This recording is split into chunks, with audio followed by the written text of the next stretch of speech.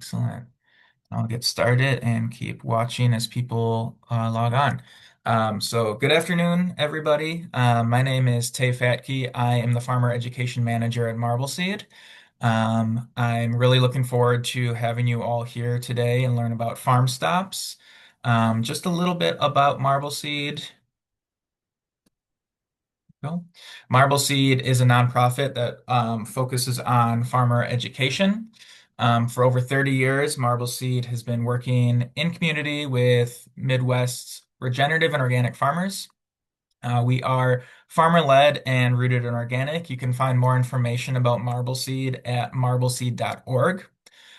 We've been around for over 30 years, again, supporting farmers in various ways, whether that's specific production-related support, technical assistance on helping farmers transition to organic, as well as really focusing on beginning farmer content, whether that's related to business management, finances, and other ways to support beginning farmers as they scale up their operations um, and really become better farmers. So this we are able to run this webinar through our Beginning Farmer Rancher Development Grant, BFRDP. So we're very grateful for their support to put on content just like this. And I just wanted to share a little bit more of other events that we have.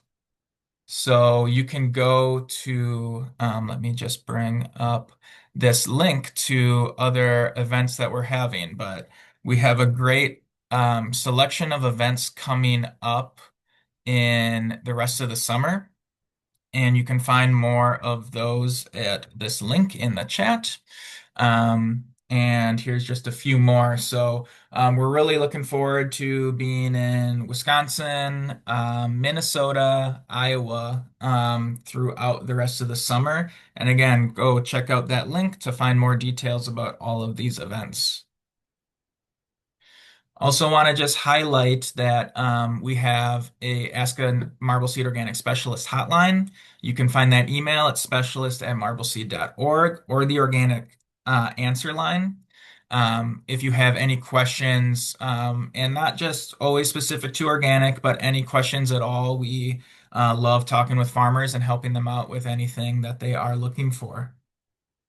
So again, go to marbleseed.org to find more information about us. And otherwise, I'm looking forward to getting in with the panelists here.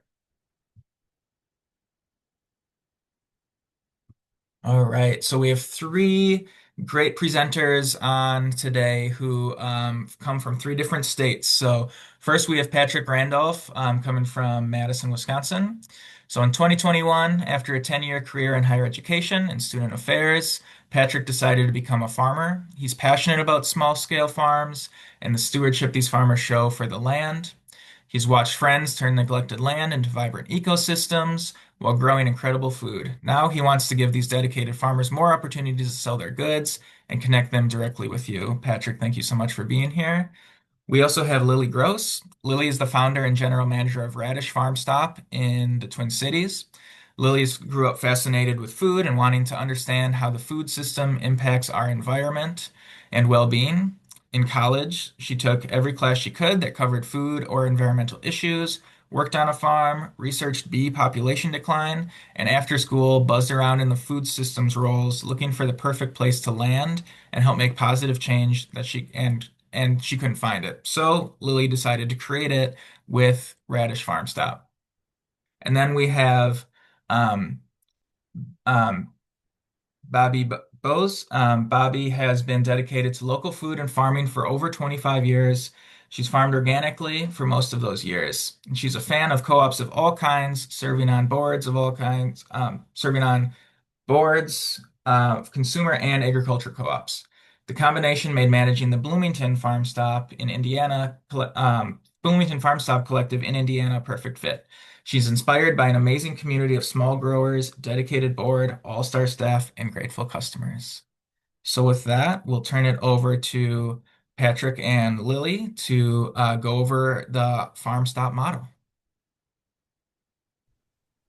Awesome. Thank you, Day. And thanks everybody for being here. We hope that you really enjoy what we're talking about and kind of see how the farm stop model can be a boon to any of your operations or maybe even your local food economy. We kind of view the farm stop as the best of both worlds, and we'll explain why we think that over the course of this 30, 45 minutes.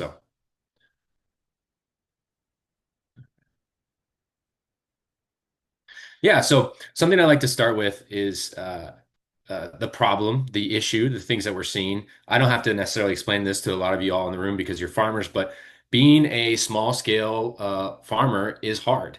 I found this when I was managing CSA farms and working on larger farms as a farmhand. Um, you know, Finding those outlets to sell can be really hard. Farmers markets are incredible. You get to meet your customers, you get to expand the reach of your farm, but we all know how hard they are. You have to show up early, you have to stay long days, travel home, there's unpacking, loading, harvesting, and then there's still all the things you have to do on that Saturday still or that Wednesday in order to keep your farm running. And a time away from your farm is obviously hard. Wholesale, again, another option. But as Tay and the Marbleseed knows, there is a process to become wholesale ready, and the opportunities for wholesale are not as abundant as we'd like them to be. Co-ops and local grocery stores take a lot of really great local food, but you have to be at a certain size, you have to have certain quantities, certain quality, that can drive us all batty. Scallions that aren't bigger than your thumb. That's what our co-op here takes. Otherwise, you can't give it to them. So that's a hard issue, and then just getting into those wholesale contracts is hard meeting them. So we really found that there was a middle ground we were missing. The farm stop community saw. The farm stop was kind of pioneered in Ann Arbor, Michigan, by Bill and Kathy at Argus Farm Stop, and they saw that gap that there are small farmers or maybe farmers that aren't quite big enough to get into these wholesale markets that are struggling with just the CSA and just the farmers markets, and there's this entire opportunity that people are missing. And just as an example, here in Wisconsin, 90% of food dollars leave the state, even though we're one of the biggest organic agricultural states in the country. And like 66% of our vegetable farms are small family farms, but only 6% of our vegetable sales come from those. So I'm sure you see this in um, a lot of your communities or even on your own farm too.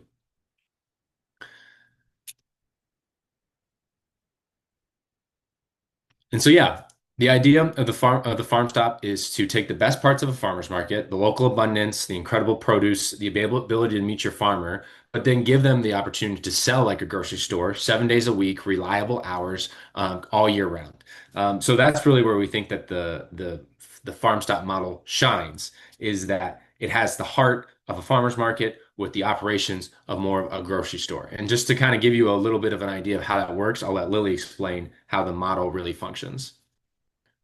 Thanks so much, Patrick. So, yeah, can we head to the next slide? Thanks. So as Patrick has done an awesome job of explaining so far, farm stops really intend to help sort of fill this gap in terms of helping to provide another solution to these food system issues that we're facing. I wouldn't say that a farm stop is going to be the end all be all that'll fix all of the problems that we have in our food system, but I think it's one piece of sort of this larger puzzle of improving market access for producers. And one piece of that really makes farm stops unique is that we operate on consignment. And and also I'm sorry if it's a little noisy here. We're about to open and we're receiving product and all this stuff, which is really exciting. But if it's a little loud, I'm sorry as I'm talking. So we and so by operating in consignment, it creates much more of a partnership between producers and the farm stop. In that way, we're really working together to help one another succeed. And it creates an environment where, as a farmer, you maintain ownership of the product. You set the price. And if at any point you're like, actually, you know what? I dropped off this salsa and I'd rather sell it at the farmer's market this weekend, you can come back and pick it up and take it. It's a very flexible model. You can change the prices whenever you'd like. And really, we're here to help you succeed. And so in that way, we're working together. You're not just dropping off product And then the grocery store has the ability to mark up that price however much they'd like. And so there's that loss of transparency both for producers and for customers. Um, and then the last component here is that farmers deliver on their schedule. So if you happen to be heading into the Twin Cities for a farmer's market on a Saturday, you can drop off your products before or after the farmer's market. And so it just makes things easier. You don't have to show up, at a specific time. You don't have to stand outside in the rain and snow and wind. You just drop it off, and then we act as stewards of your product, taking care of that on your behalf. Patrick, anything else that you want to add to that? No, I think the highlight is really the flexibility, and that's why we say like no contracts worrying about fulfilling. If you all of a sudden have an incredible order for tomatoes and you say, "Hey Lily, I can't provide."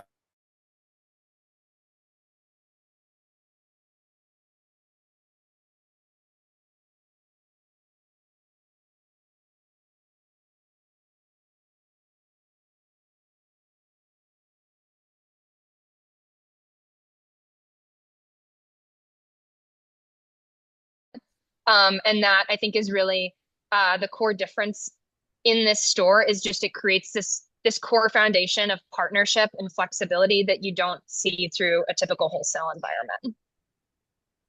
All right, I'll send it back over to you, Patrick. And so, how the consignment works is actually we found that the sweet spot in the farm stop is actually, and you can go to the next slide, Tay, is 70% back to the farmer, 30% back to the farm stop. Now, why we think this is such a good opportunity, at traditional wholesale, like a traditional market, farmers receive about 15% of the sales price. So you have people marking up for distributing, you have people marking up for packaging, people marking up for this, that, and the other thing, and then it finally gets to the grocery store, and then they mark it up. By that time, the farmer is getting 15 cents on the dollar. So we want to try to invert that and change it, put it on its head. Even at the best co-ops, I think, and Lily can confirm this as she was a manager at a co-op. We're looking at more like 50% of the final sales price, depending on the model and depending on the product. So we really want to try to get you as close to market price as possible, but also give you the time to put, instead of standing at a market or paying somebody to be at a farmer's market, be on your farm, developing your business, or even just taking some time off. Well, time off, what is that for a farmer? I meant like go to your kid's soccer game, like one Saturday morning.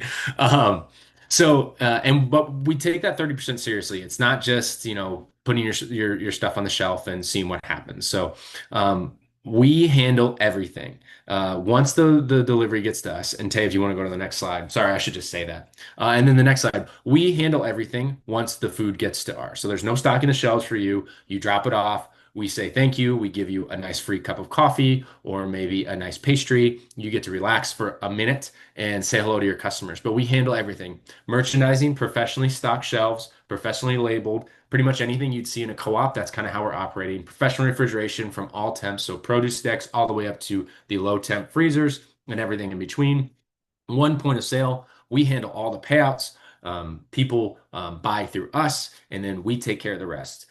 We can send you regular inventory or regular sales reports if you'd like. If you're more like, hey, every 2 weeks when I get my payout, if something looks off, I'll talk to you. But we can also provide that kind of, hey, you know what? The mango salsa was flying off the shelves, but your green chili salsa wasn't necessarily. Or hey, for some reason your sun gold tomatoes were just hot as heck, but those Wisconsin 55s just didn't quite go off the shelf. Should we change the price? So we can work with you to make sure that it's working and you're actually selling the stuff you need to be selling. We offer to the customer service. We tell your story. We help build your farm and build your brand. So instead of just saying, yeah, those tomatoes are from Wisconsin, I say those tomatoes are from Crossroads Community Farms. This is Cassie. She's the owner. She farms it with her partner and a crew of 10 people. And this is why they grow it this way. And oh, you should try her sweet corn because it's the best in the county. I get to tell that story and people get to know you without necessarily you having to be there. So we get to build your brand. And then finally, part of that brand building is making sure your name is on any product you sell or you have in the store. And again, that just helps us tell your story. So, and on the next slide, why everybody wins. I think farm stops can offer a really good place for farmers to sell their goods at a reliable sales channel. You know, we're going to be open 7 days a week for a certain amount of time. You don't have to worry about rain. You don't have to worry about, whether it's a 4th of July weekend and whether people are out of town. That's for us.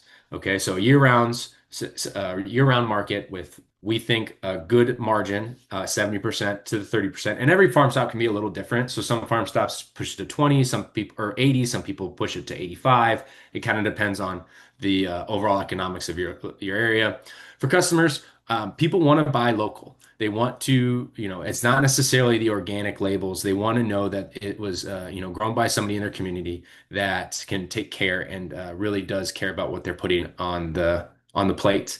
And then dollars stay in the community. So we've all seen the factors of, a dollar spent on local food, it puts like 90 cents back into the community, or what that may be. So it's just good for the entire economy of the community too. And yeah, Tay, I'm going a little long, so just go ahead and head to the cafe slide. Um, Something that we build too is every farm stop has a secondary component that helps bring people in. That's not just the local food. So at Grandad's and at Lily's, I know we're gonna have a full service cafes with locally roasted coffee, locally made pastries, and trying to build an entire community around local food. So this isn't just where you go and get your groceries. This is where you come to learn about your food. You come to slow down, have your cup of coffee, have your rituals. But also the cafe does help support the market, so that does allow us to have those higher margins for the farmers. So it really is a financial supporter as well as building the mission. So.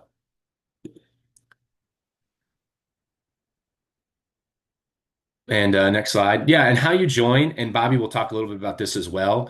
First off, you have to have a farm stop in your community, but most farm stops take applications and select based on product. So if they have a few different people taking tomatoes, then you probably won't be able to sell tomatoes there yet, or at this one moment, or it's not consistent. But let's say you have a really incredible salad mix, or you are growing Brussels sprouts. We all know brassicas very temperamental, things like that. You'll definitely be able to apply, tell them everything you want to sell, and they'll be able to help you decide what is going to work best for you and for the farm stop. So again, you set your own prices, deliver at your schedule, and get paid twice a month. And it is a proven model. So I was talking about Argus Farm Stop. They opened in 2014. They started with just 40, and next slide, Tay. Just started with just 40 producers. And they've been able to grow to 3 different locations with over 200 producers. And the most recent data I got was the top 64 farms of those 200 had over $10,000 in sales, with the average of those farmers being at a little over 48,000. And then the top 10 farmers that worked with the farm stop in our Argus Farm Stop had over $100,000 in sales. So this can really be a boon to everyone from the smallest farmers who are just getting started to the most established farms who are really have everything going. So, and with that, I want to turn it over to Bobbi to just Bobbi's been running a farm stop for 5 years now, so she has a really good understanding of the ins and outs of how everything works. So we wanted to let her talk a little bit about the reality of working with a farm stop.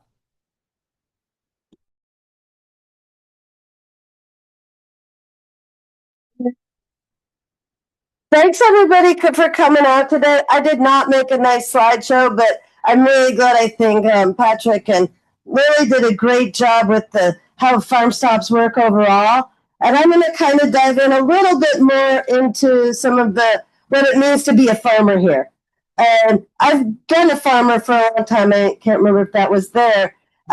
So I'm a real fan of this model, and it's fun to talk actually to farmers about it. Usually it's organizers. But as they said, the farm stop's sort of between a farmer's market and a retail outlet.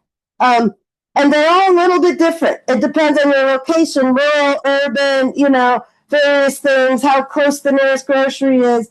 But you can always expect for the farm food to be the focus, right? Your food is the most important thing. Our goal is to make sure that farms succeed all around, no matter how big, how small, where they are in their growth stage. And farm stops really do need a lot of different kinds of farms to succeed of their own accord and have a full storefront and be appealing to the customer base.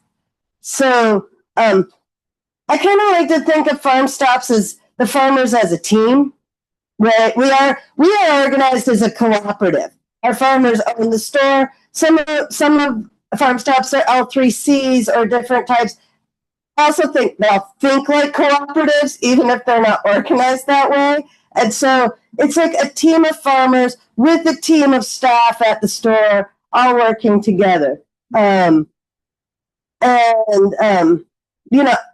We think a lot of farmers, we think produce and meat, but it's like a whole diverse group of farmers that make this work. And a lot of Farm Stops have some food and craft artisans. They don't grow their own, but they make local products that are still really good and appreciated by customers.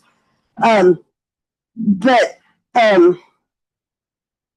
it's the farm options that really bring people in. And so our Farm Stop, now we started in 21, we started with 25 farm vendors. We probably have about 15 of those still here, but total we have about 55 farmers. Some, as you know, some farms, they grow, some of them have life changes so it can vary. So every year we have new farms and we have some that decide they're going to go do something different. But they all, I think, feel like they learned a lot, that this was helpful in them making their farming decisions. But yes, meat, and where else can you go, right? We have rabbit. We have customers who come looking for the rabbit, even though it's only here half the year, right?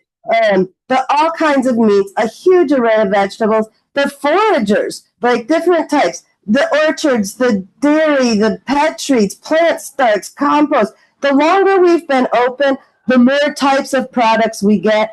We have one farm that specializes in value added, and having this option has allowed them to grow foods and test foods out and test value added products, which has allowed them to expand not only farmers markets, but they are in our local consumer co-op, right? They're able to figure out what works and how to grow. Right, we have lots of stages of farmers. I think about the new farmers. I love the new farmers. It's so fun and watching them grow. And then you're like, let's see how we could sell those carrots. And in year 2, you're like, man, those carrots look beautiful, right? They work on their soil, they get excited, they get all better at it. And those new products, there's some customers who really also love to support the new farms, and they know. And they're also, those are what sort of round out our displays. They have unique things, and they're trying different varieties. They're looking for their niche in the farming world. And they're figuring out what they do really well on their farms. Then you have established farms. Established farms are great. They fill out the store. They're fairly predictable. You know they're going to bring you those greens on Thursday, and you can hold the space and be assured. You can tell your customers they're most likely coming. This isn't always true, but fairly consistent. And they also, more consistent quantities. They know how much they can move at Farm Stop. They probably have other outlets.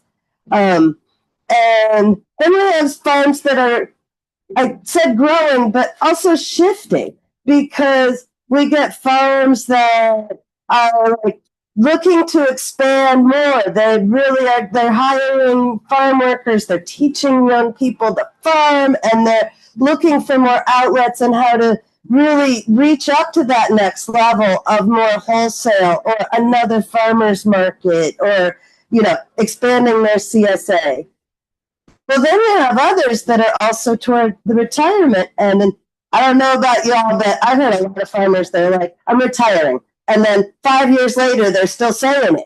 But what we offer here is an opportunity to maybe not go to farmers market every weekend, but still bring in a little bit of what you do and still be able to get your hands in the dirt. And all of this adds the kind of variety that makes the store just excel and shine and different and new every time a customer comes in the door. And I also will say, over the season, the first couple years, our summer, the store looked great. And in the winter, our store was like, oh, how do I make it look full, right? And this is farmers are able to experiment again with some more winter growing or more value added or more storage crops, right? And as Patrick and Lily were saying, we try our best. Our storage isn't huge, but can we help you put some potatoes in the cooler in the winter when it's empty? Can we?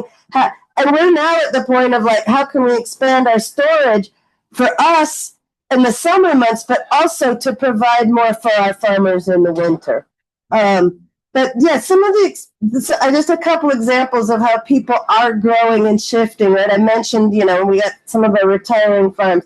We have a farmer who is like farms primarily alone, and maybe a little help, but like is able to drop a crazy busy market and do less markets, but still have an outlet for sales for the size of their farm. And we have another where creameries are hard work, but milk is a really huge demand. Good local milk, both fresh and raw pet food milk. They're putting together, how do we have a cooperative creamery? We might have 5 dairy farms, but let's share the infrastructure so that we can actually meet the supply. And having the farm stop allowed them to realize how big the demand is. And so, all these different stages of farms are, sizes and stages, huge for this, right?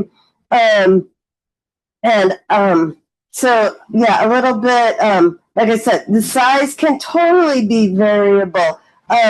Some farms have a handful of products. I know they're going to bring us flowers for a few weeks, or they're going to bring us pawpaws during pawpaw season, right? And that's great, right? Pawpaws are very seasonal. Some are bigger. They grow corn. They grow on a bigger scale, but sweet corn is a great seller, and you need to grow it on a larger scale. So it's nice to know that you have them.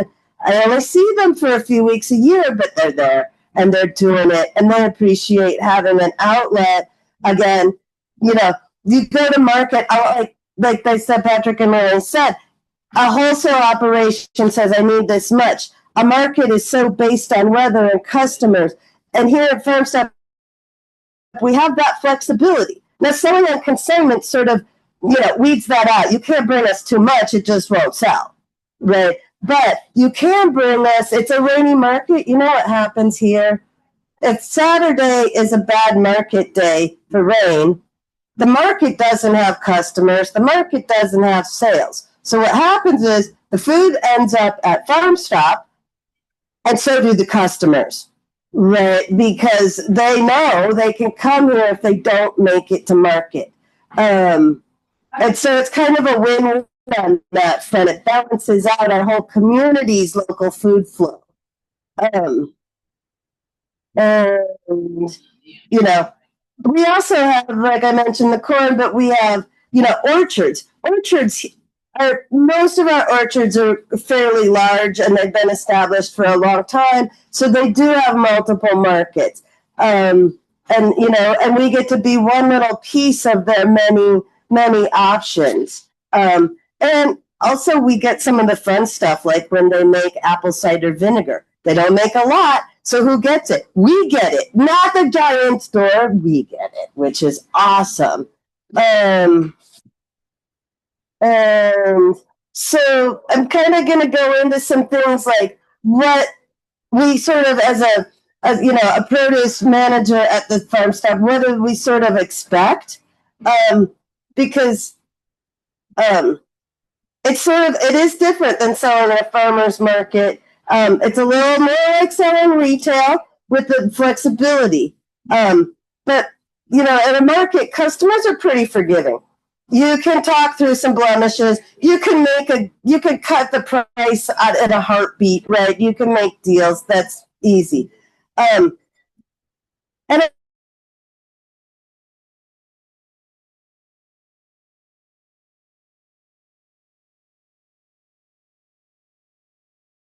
beautiful at a grocery store. So there's a little bit more of that to work with. And it's a little harder for me to be like, yeah, let me give you a deal. Now, I know my farms. I know which ones would like me to do that, but I can't always be there. I'm not right behind the stand. I can't be there for every time that happens. And I can't always, I can't imagine what the farmer would say every time. So the cleanliness and the quality, they matter. Things have to come to us ready to display. Again, as Patrick and Lily said, we do the rest. But when it comes in the back door, it's clean, it's washed, it's bagged. If it needs a label, it's labeled. If it needs rubber banded, it's rubber banded.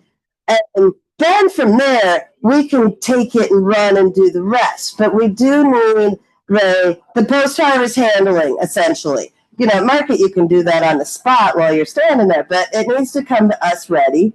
And on the other side of that, though, is if you have a market table or a CSA, you need your table full. You need it like really, for the customers to want to stop by. It needs to look nice all day.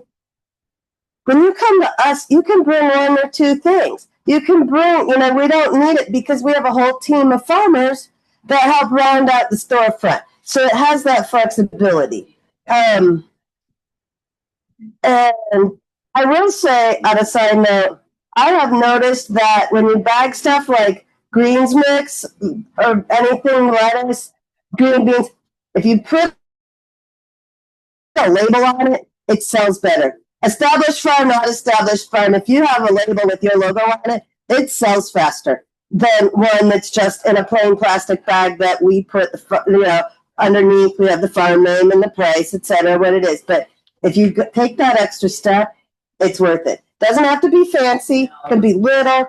And also, dating greens mix really helps. Customers do wonder about that. And Bobbi, I have a quick question while you talk about that. Something that came in sure. the chat was, what type of licensing do farmers need to sell their produce versus their meat versus their value-added products at a farm stop?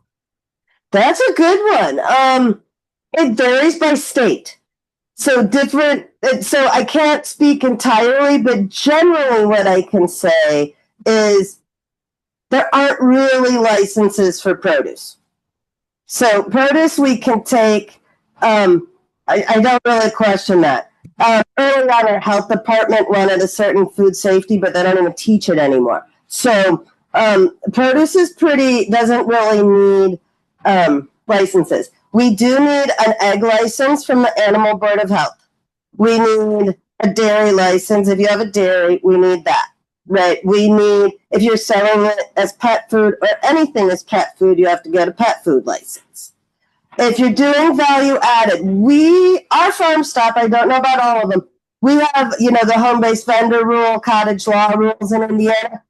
Our health department deemed us a retail store. So we need the full-on certified kitchen, health department, permission, like food safety, or what's it called? The retail establishment license for all of our value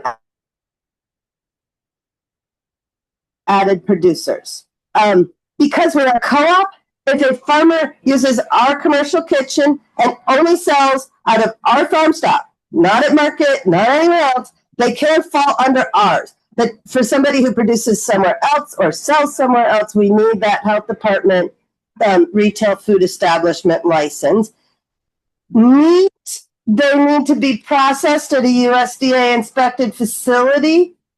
And currently we cannot sell thawed or raw meats. It has to come frozen and it has to stay frozen the whole process. But we don't need a special license. They do need a special license at market, and maybe they have to get one but I do not ask for them. And our health department has not asked for them in a long time either. So I suspect since all these vendors have to have them for market, I know that they work with the health department. I work more closely with new farms than I do established ones, because after I've seen these, I'm like, first time farmer, I'm like, I really need to make sure you have your egg license. I really need to see this. And then I get busy and caught up, and at renewal time, I forget to make everybody send me off because they get renewed at all times of the year. We also require insurance for everybody. Our insurance agent requires that we get either a farm policy or a product liability. I think it's $1 million tops, 500 per rate. So we have that. So we do require that from all of our vendors if it's edible or put on the body. So soaps, lotions, anything like that from our farmers or our artisans. Awesome. Thank you. So yeah, that's a really good question. Let's see. So yeah, we're talking about things to think about when you're bringing us food. And like I said, the consignment model sort of weeds things out, but it's good to talk. Like I love talking to vendors when they're dropping off or if they call or if they email, because really in the long run, it's better for all of us. They have a better idea of what's happening. And on our end, we're not taking in more food than we can honestly move. We don't limit. We don't say you can only bring this or that, except for meat, because our freezers are limited space, right? Storage and display. But we waitlist some meat things. But we, it doesn't do me any good to have you bring a bunch of tomatoes and have me sticker them and store them and then have them not sell. But we also try in our cafe that we also have to purchase as much farm food as possible. And sometimes if things are getting toward the end of their display ability, we will buy them and process them, freeze them, use them for our soups. We'll do this with berries, whatever we can, corn, you name it. We're like, okay, what can we rescue? And then last is, if we can't rescue it, it then goes to our community kitchen, or it goes to pigs and comes back out as pork. And so the balance is a little bit communication and a little bit of the consignment model to make it work best for everybody. Because I don't want to take food you could sell somewhere else either, right? Pricing is always a good one. An established farm is usually pretty good at pricing. They've gone to markets most likely. They know what the going rate is. They've talked to the other vendors at markets and have this idea. And pricing can vary, right? This is the beauty of the farm stuff. We have 5 farmers with zucchini on the floor right now, I think. And on average, it's $3 a pound. One of them has pretty consistent sizing. It's $3 each.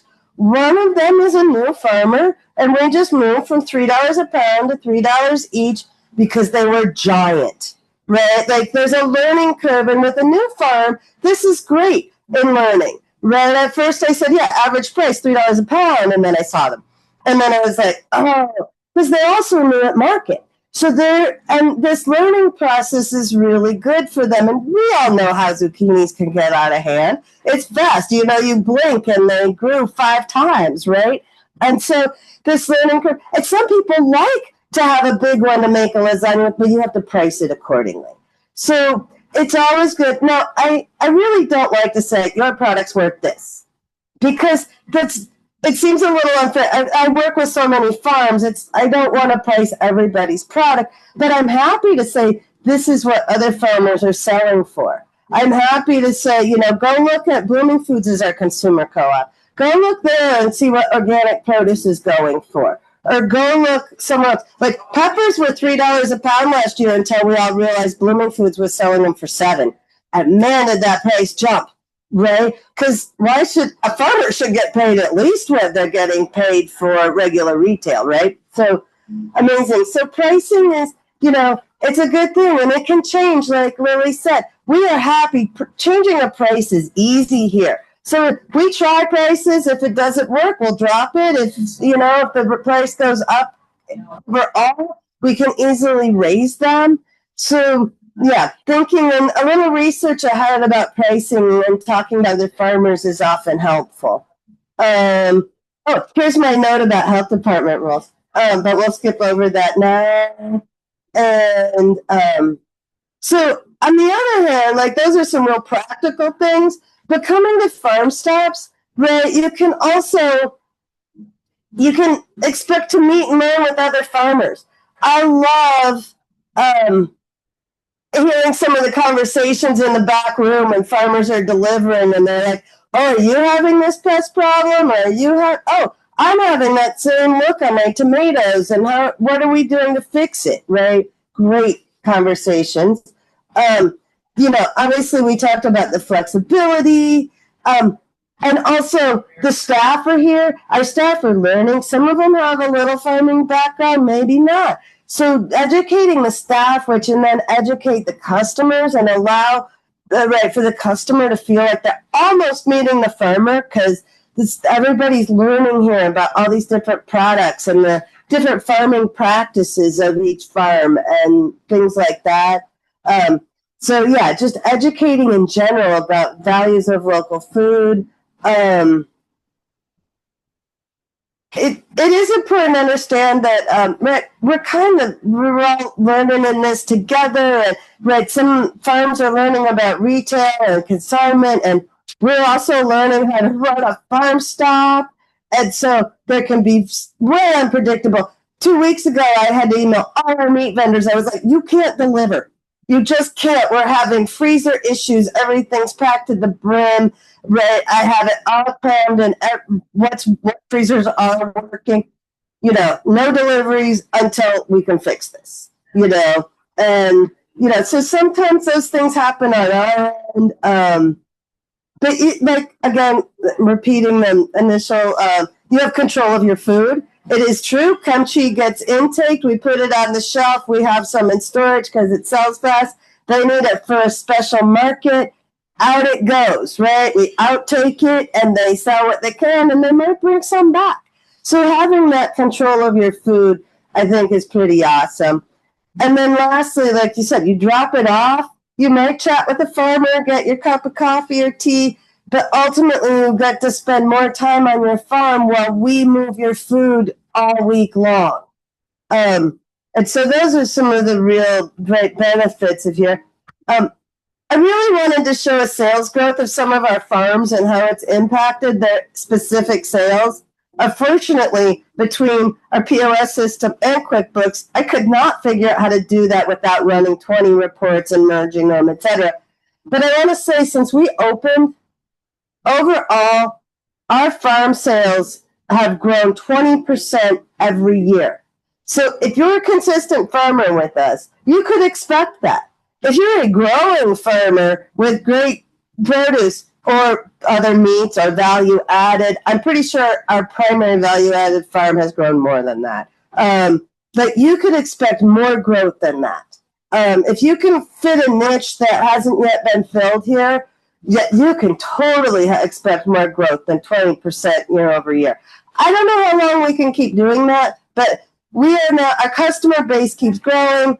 And I'm back to a point of having hoping we get enough tomatoes this week, right? Hoping we get enough food for our produce case this week. It usually works right now, but it's a little questionable some weeks.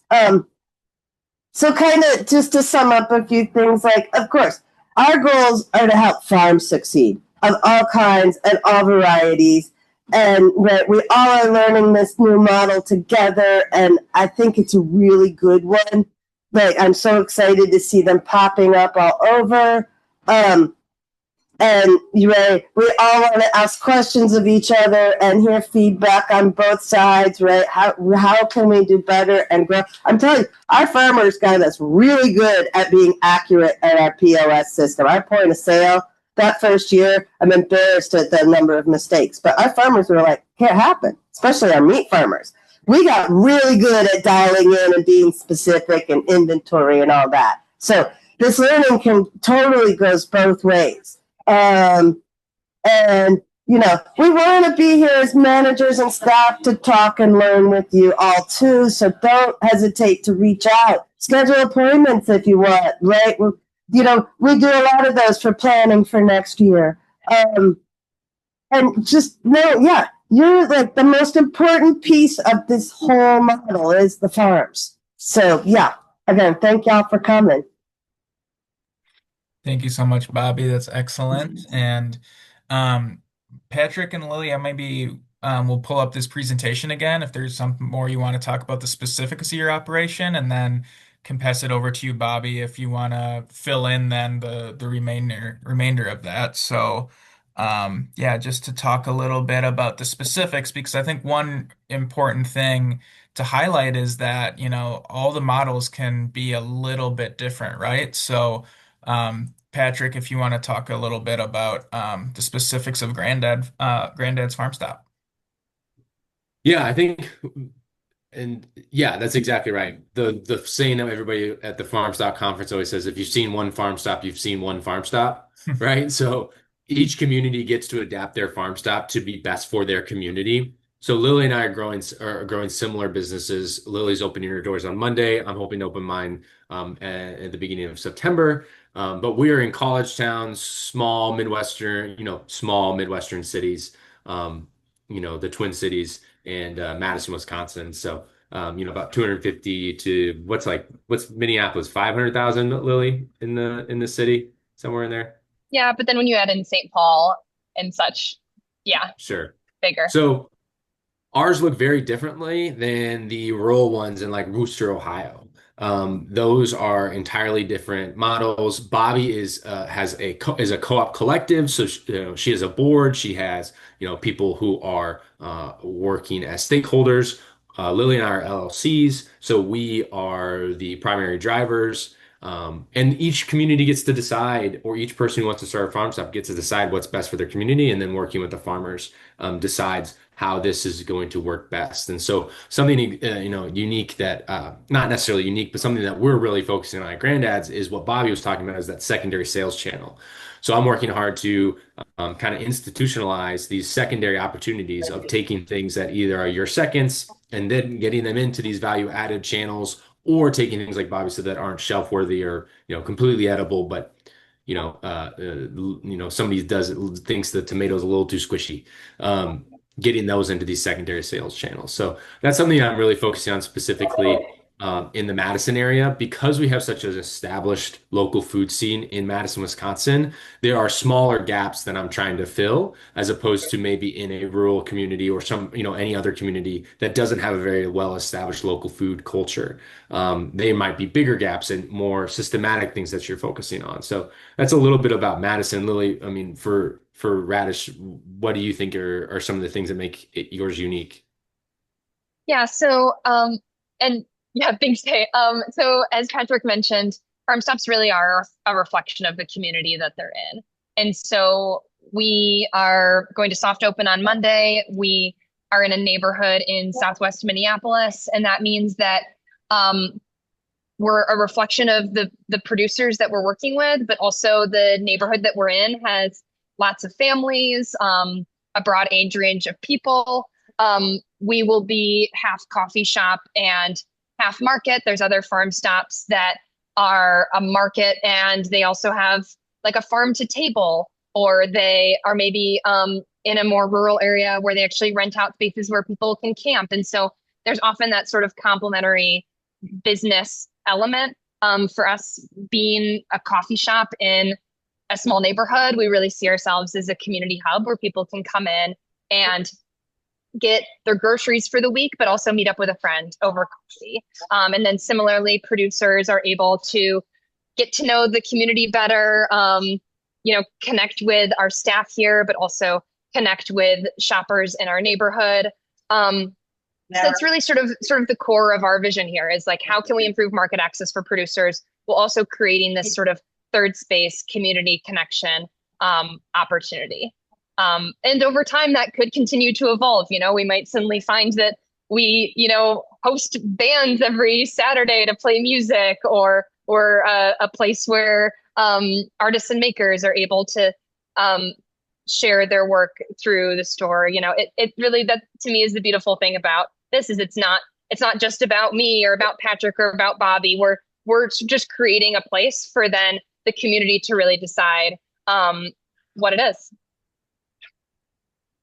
Awesome. Thank So you. yeah, that's kind of what I have to say about that. Yeah, awesome. And then Bobby, I'm wondering if you could talk a little bit about the collective model that Bloomington Farmstand Collective abides by, and the difference then that separates between what Patrick and Lily are doing. So I think, you know, from the customer perspective, it all looks very similar, right? They come in, we have the cafe. We actually started Wednesday night music. One of our staff people got really excited, some open mics, plus some bands now. That's right, but community driven. It wasn't like I decided or the board decided to do this. It was like, we're like, let's try it, right? But anyway, so as a co-op, I really like the co-op model. And I'm really glad we have a board. We currently have 8 farmers and 1 community member. Um, so our board is, they're stepping back. They were very much a working board at the beginning because we were a new organization. The steering committee was farmers, right? And this is why we became a co-op because there were so many farmers working together already to make this happen. And of course, like many, we learned from Argus and we went to training and we came back and we're like, yeah, let's try this. And so we still have the board, and it's really nice to have that support on big picture decisions. It's nice to have people who are also looking at the financials and making sure that we're staying, on track reasonably, right? Looking at the long term, and they also, as was mentioned, the application process. Our board accepts our farm vendors. Obviously we have discussion and then vet them, but like before they get there, we've accepted, 99.9% of our applications. And so, but they do that and just supportive for, I'm like in the middle of the hourglasses. They help support me, and then my job is to say I'm the glue between that and all of the staff in the store. And I'd say right now we have about 20 staff, all part time, a cafe manager and a kitchen manager. So yeah, and then otherwise it's all kind of similar. Unless one of our farmers gets really excited and wants to join the board with us. Yeah, awesome. Well, thank you very much for that. And there's a couple questions in the chat, but I'm going to stop recording here.